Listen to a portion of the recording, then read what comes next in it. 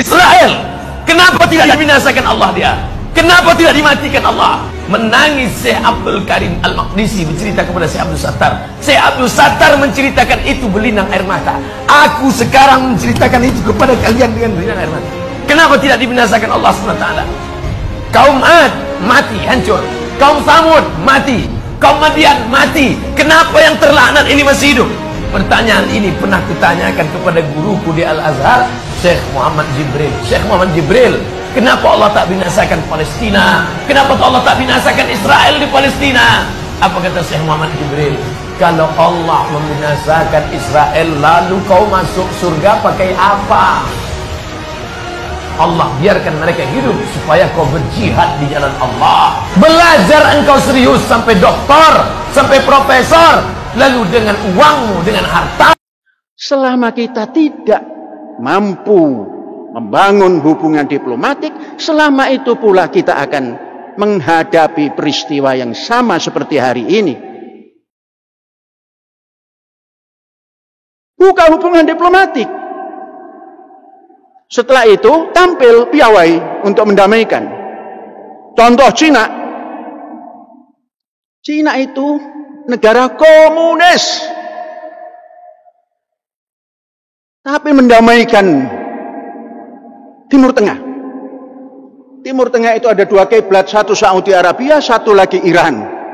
Yang bermusuhan seperti tidak akan bisa didamaikan. Siapa yang tampil mendamaikan?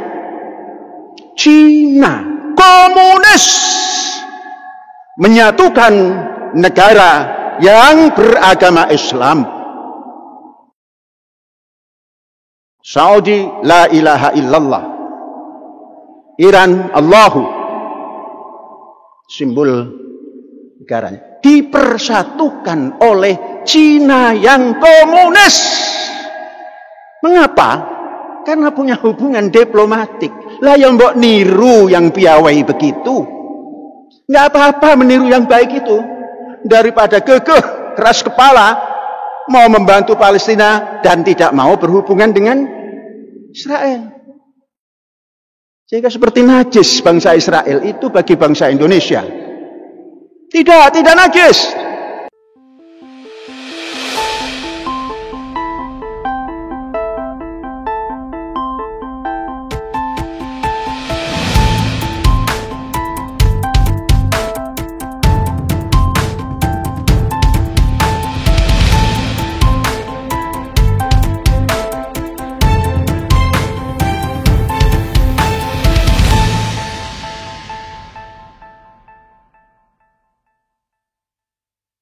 Ketika Alkitab dinista, dihina, diludahi, diolok-olok, kebencian kepada Yesus sudah di luar batas kemanusiaan.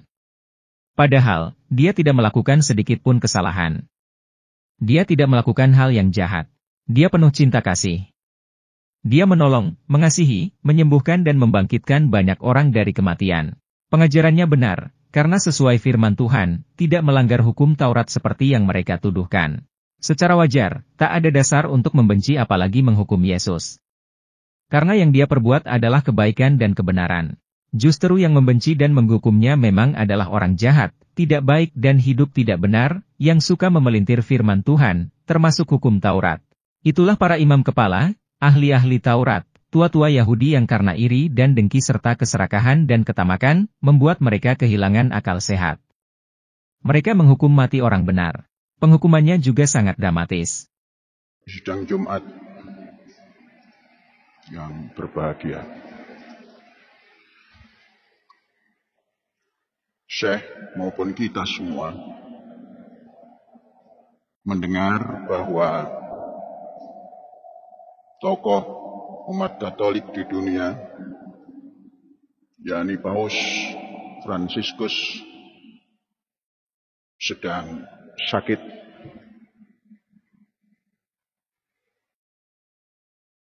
Kita paham bahwa Paus selalu menampilkan pesan mengembangkan sikap toleransi dan perdamaian. Oleh sebab itu, kita semua di sini yang mempunyai visi misi pengembangan budaya toleransi dan perdamaian merasa perlu untuk mendoakan beliau agar mendapatkan kesembuhan, kemudian mendapatkan sehat yang paripurna. Kita berdoa kepada Allah Subhanahu wa Ta'ala untuk kesembuhan beliau, agar selalu dapat memimpin umat Katolik dan umat manusia yang ada di muka bumi ini, selalu mengembangkan budaya toleransi dan perdamaian demi ketertiban umat manusia hidup di muka bumi ini. Mari kita mendoa masing-masing untuk kesembuhan beliau. Mari kita mulai.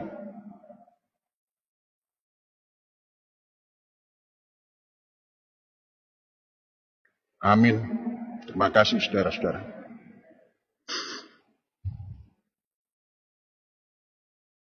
Tahun 23, tahun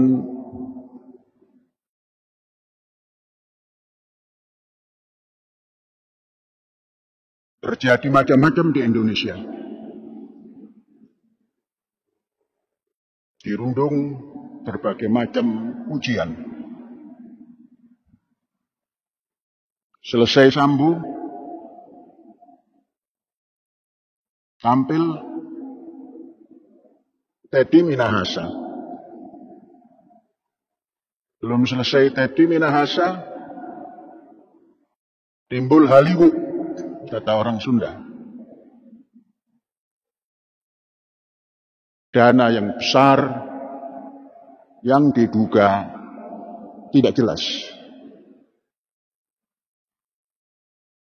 Jadi konsumsi publik.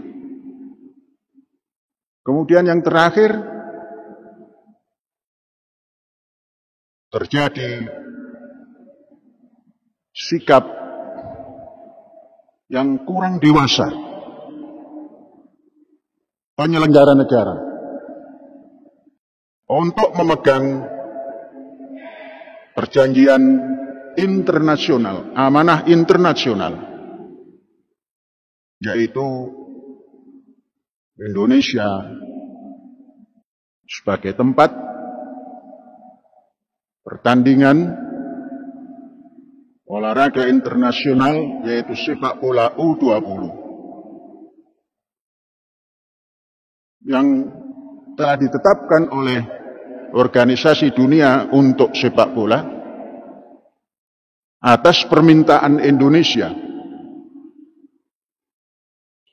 Surat yang ditandatangani oleh Presiden. Apapun prosesnya, tapi surat permohonan untuk Indonesia dapat ditetapkan sebagai tuan rumah sepak bola dunia U20. FIFA menyepakati memilih di antara 3 yang ada, yakni Indonesia ditetapkan. Dari tahun 19 semua dipersiapkan sampai pada titik hari untuk menentukan undian 24 peserta. Sekonyong-konyong ada badai dari tengah Indonesia. Gubernur Bali menolak. Kemudian dari barat Indonesia, Gubernur Jawa Tengah menolak. Kemudian penulis surat permohonan untuk Indonesia menjadi tuan rumah tidak bersikap. Jadi negara ini ditentukan oleh provinsi. Perjanjian internasional hanya digagalkan oleh seorang gubernur di tengah dan seorang gubernur di Barat. Dan gagal, dicoret. Kemudian seakan-akan berjuang. PSSI datang. Kemudian pulang. Saya telah berjuang, namun dicoret. Apa ini? Isyarat. Inilah isyarat tidak dewasa. Hanya gara-gara Israel. Sampai kapan bangsa kita tidak dewasa? Indonesia yang 270 lebih juta ini diwakili oleh pemerintahan yang tidak dewasa, tidak matang. Pimpinan pusat dikalahkan oleh ketetapan provinsi. Kemudian gubernur-gubernur itu tidak bertanggung jawab atas dicoretnya Indonesia. Seakan-akan organisasi olahraga dunia ini diktator. Padahal pimpinan negara yang kurang dewasa menghadapi diplomatik antar bangsa.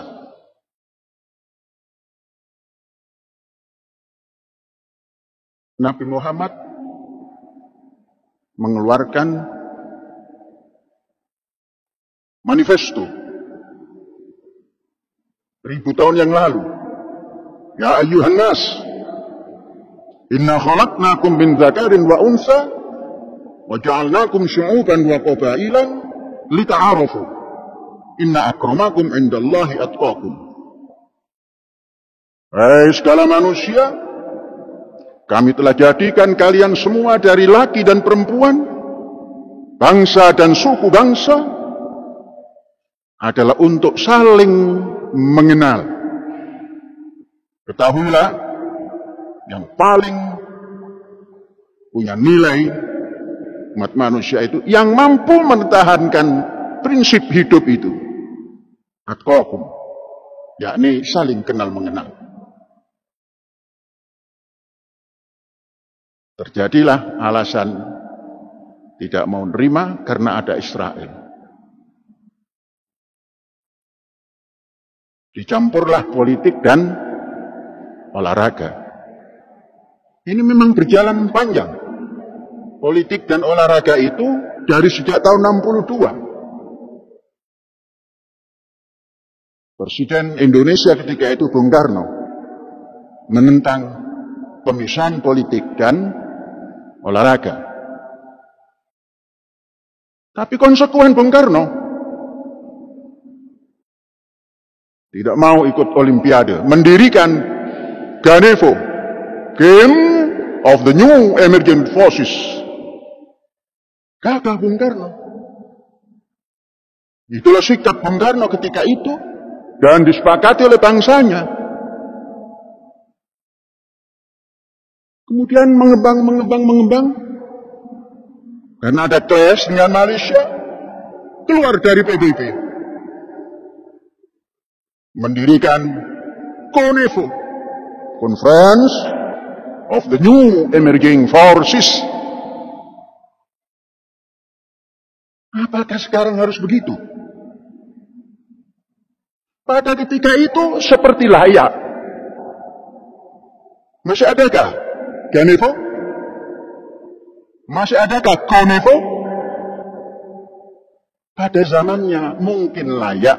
Zaman sekarang sudah tidak layak. Kemudian, begitu merdeka, pemuda-pemuda bangsa Indonesia yang memimpin pemerintahan tampil dengan excellent. Apa? Dia mampu berunding dengan penjajahnya. Bukankah ketika itu sudah mengantongi bunyi undang-undang dalam preambul bahwa kemerdekaan adalah hak segala bangsa, maka penjajahan di muka dunia ini harus dihapuskan karena tidak sesuai dengan pri kemanusiaan dan pri keadilan. Begitu bunyinya. Pemuda-pemuda yang punya prinsip dan punya kepiawaian diplomasi mengambil, ayo kita berunding. Oh itu penjajah, oke kita berunding. Mana yang kuat nanti dalam perundingan? Adu kecerdasan, adu kepiawaian. Berunding di Cirebon, masuk ke Kuningan itu, apa itu nama tempat? Linggajati. Tidak berhasil. Perjanjian di atas kapal Renville punya Amerika belum berhasil. KMB, Konferensi Mega Bundar, menghasilkan penyerahan kedaulatan, namun bukan kepada Republik Indonesia, dan diterima ketika itu. Sesuatu yang belum semuanya diterima, jangan ditinggalkan semuanya, diambillah. Dalam beberapa hari saja dirubah. Yang tadinya kedaulatan diserahkan pada RIS, Republik Indonesia Serikat, dirubah oleh mosi tidak dari Muhammad Natsir, menjadilah Negara Kesatuan Republik Indonesia. Saya sudah sampaikan di Idul Fitri tahun 19 kalau nggak salah itu. Piawai merdeka, berapapun biayanya, merdeka. Sekarang penolakan kepada pelaksanaan pertandingan U20, satu saja alasannya, karena ada Israel. Karena memegang teguh Undang-Undang Dasar. Ya, ditegang teguh Undang-Undang Dasar itu, tapi tampillah dengan tata laksana yang piawai. Ini dalam ilmu adwiyah wa ta'lim, at-tariqatu ahammu minal mada.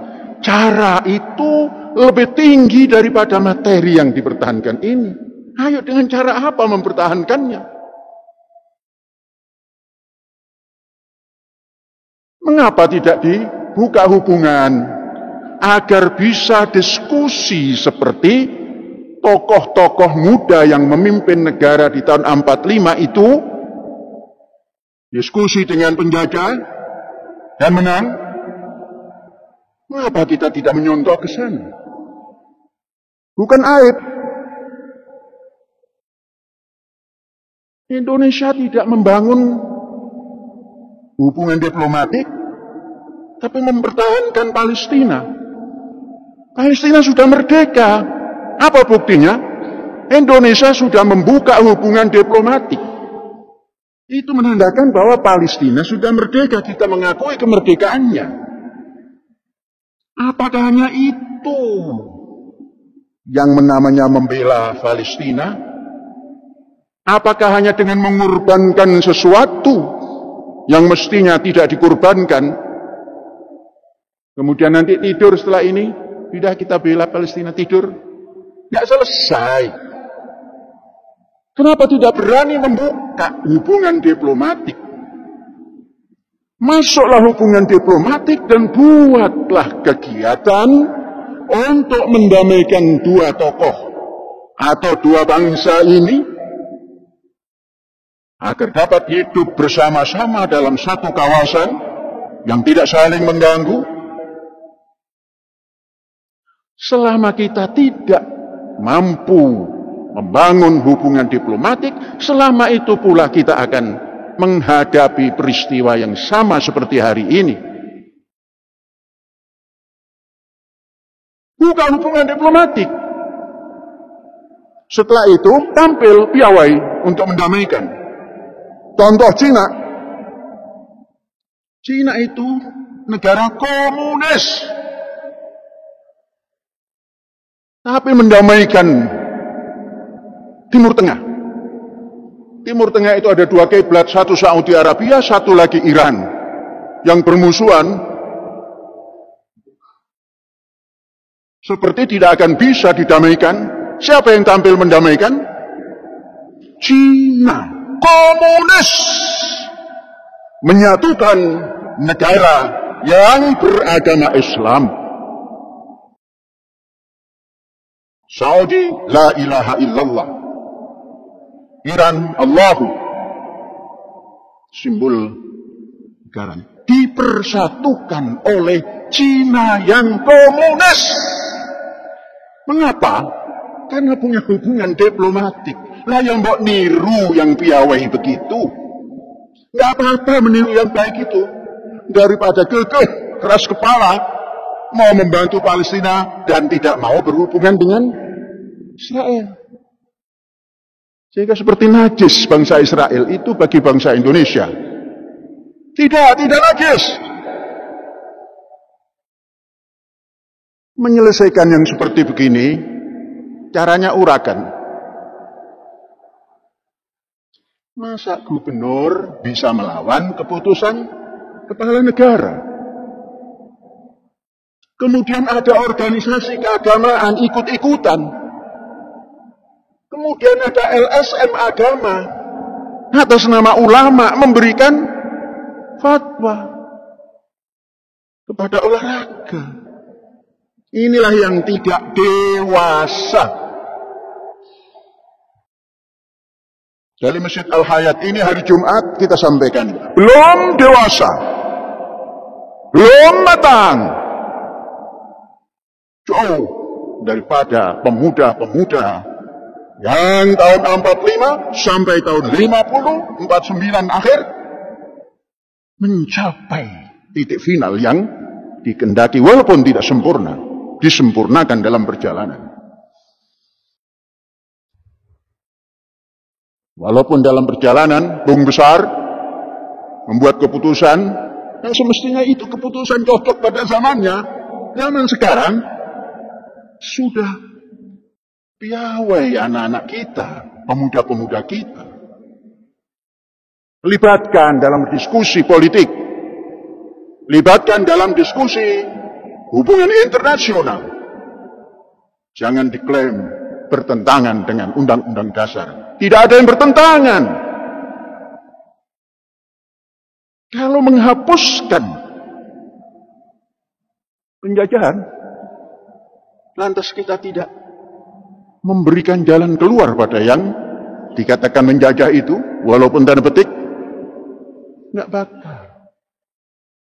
Dan negara yang menurut kita penjajah tanda petik, itu juga gak akan nerima. Dianggap was-was angin lalu. Wes, hilang anginnya.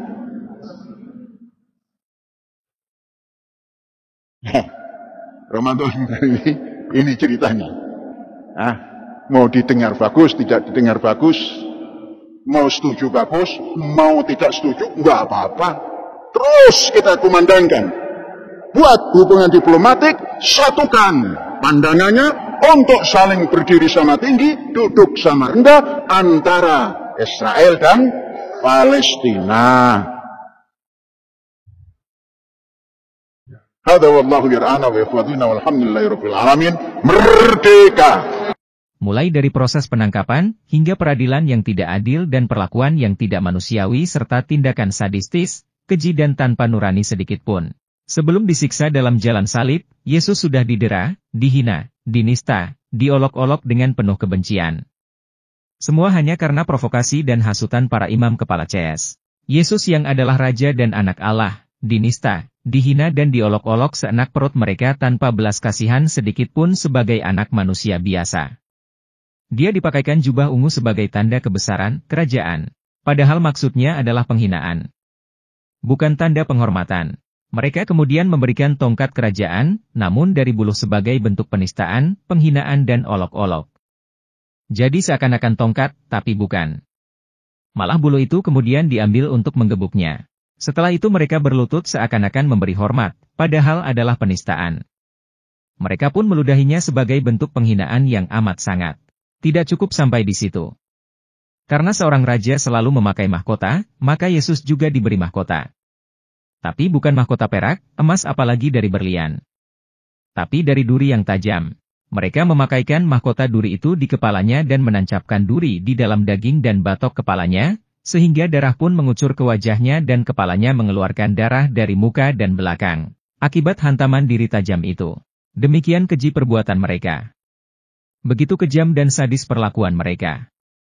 Iblis telah menguasai mereka. Mereka kesetanan menghajar Yesus. Tapi Yesus tetap sabar, dia pasrah penuh tanpa melawan sedikit pun. Dia menerima semua kekejaman dan kekejian yang sadis itu, karena cinta dan kasih-Nya akan kita. Dia rela dihina, diludahi, ditusuk duri kepalanya hingga berdarah, diolok-olok, dipukul dengan buluh, ditinju, dipukul, dihina dan diperlakukan tanpa batas kemanusiaan. Semua demi kita, demi saudara dan saya. Renungkanlah itu semuanya. Demikian firman Tuhan hari ini. Mereka menanggalkan pakaiannya dan mengenakan jubah ungu kepadanya. Mereka menganyam sebuah mahkota duri dan menaruhnya di atas kepalanya, lalu memberikan dia sebatang buluh di tangan kanannya. Kemudian mereka berlutut di hadapannya dan mengolok-olokkan dia. Katanya, "Salam, hai Raja orang Yahudi." Mereka meludahinya dan mengambil buluh itu dan memukulkannya ke kepalanya. Ayat 28-30. Begitu kejamnya mereka memperlakukan Yesus. Dapatkah kita membayangkannya, betapa keji dan ternistanya Yesus yang adalah Tuhan dan Sang Maha Suci hanya untuk kita yang berdosa ini. Kita sungguh tak layak menerima semua kebaikan dan pengorbanan Yesus ini. Tetapi, Yesus tidak memperhitungkan semuanya itu. Dia rela melakukannya untuk kebaikan dan keselamatan kita, gratis. Karena itu, kita harus bertobat. Janganlah berbuat dosa lagi. Terlalu besar pengorbanannya untuk kita. Marilah kita introspeksi diri dan membenahi kehidupan kita. Ikutilah kehendak dan jalannya, agar kita menikmati kebaikan Allah melebihi apa yang kita harapkan dan inginkan. Karena Kristus amat sangat baik bagi kita. Dia selalu tahu apa yang paling baik untuk hidup kita. Pasti itu dikarunikannya kepada kita. Pertolongannya pasti datang tepat pada waktunya. Berkat-Nya pasti ada dan selalu baru dalam hidup kita. Keselamatan akan menjadi milik kita sehingga kita bahagia dan sukacita selamanya. Sebagai keluarga dan umat Kristen, marilah kita mengikuti kehendak jalan Tuhan. Pikulah salib. Jangan takut dan gelisah hatimu. Sebab dalam Tuhan masa depan kita terjamin, hidup kita pasti diberkati-Nya dalam segala hal. Maka aman, nyaman, damai, sukacita dan kebahagiaan hidup akan menjadi milik kita, baik di bumi maupun di sorga kekal bersamanya.